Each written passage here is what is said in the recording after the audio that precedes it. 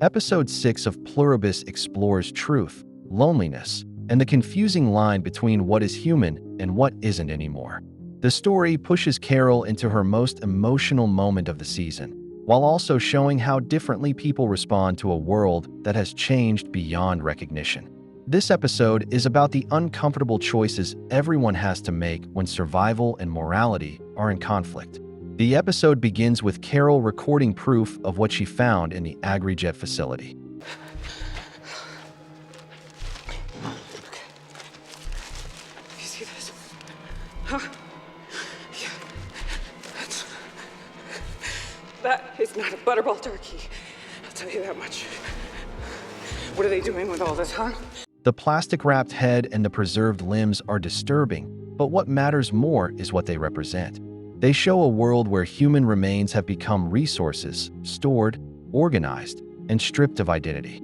Carol's refusal to let the hive-mind deliver this information for her shows that she doesn't trust them with something this important. It also shows how desperately she wants to speak to other immune people in person, because she has spent the entire season being avoided, ignored, and left out. Even when she discovers something horrifying, she is still alone with it. When the story shifts back to Diabate, we see him living a lifestyle that almost makes no sense in a post-infection world. He is surrounded by hive-mind people who perform roles for him, playing poker, acting out characters, and preparing for a party. It feels dreamlike because none of these people truly desire anything for themselves. They simply enjoy carrying out the roles they choose. Diabate accepts this strange situation because he doesn't view the hive-mind as a threat to him. He sees them as a new form of humanity that happens to enjoy making him feel good. When Carol enters this environment, she instantly feels out of place, and her discomfort highlights how isolated she is. She can't connect with Diabate's lifestyle, and she can't connect with the hive mind either. She is the outsider in every room she walks into. As of this taping, there are 7,348,292,411 of us. That's a lot of mouths to feed. We're facing a caloric deficit, and to make up for it, we've had to take certain measures. This is how we get our sustenance. The moment Carol tries to share her horrifying discovery, Diabate casually interrupts her by revealing he already knows. He learned it from John Cena, who is also part of the hive mind. What Carol saw as a shocking violation of human dignity, the hive mind sees it as a solution.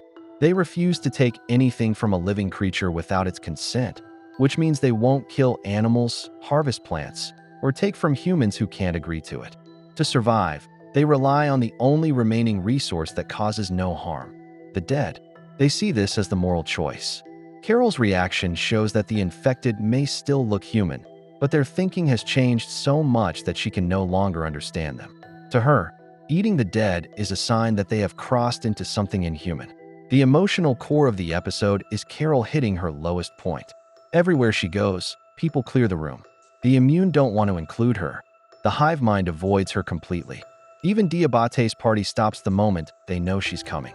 Her loneliness is heavy and constant, and she tries to drown it with champagne in Diabate's luxurious bathroom, where she breaks down and eventually passes out. The environment around her is spotless and expensive, but none of it comforts her. The show uses this contrast to reflect how Carol feels internally, empty, isolated, and unwanted. Even Diabate, who hides his emotions behind charm and confidence, notices how badly she's hurting. For what it's worth, the world is doing the best it can. It misses you. Soja misses you. They want to come back, Carol. They're just looking for a change of heart. Fuck 'em.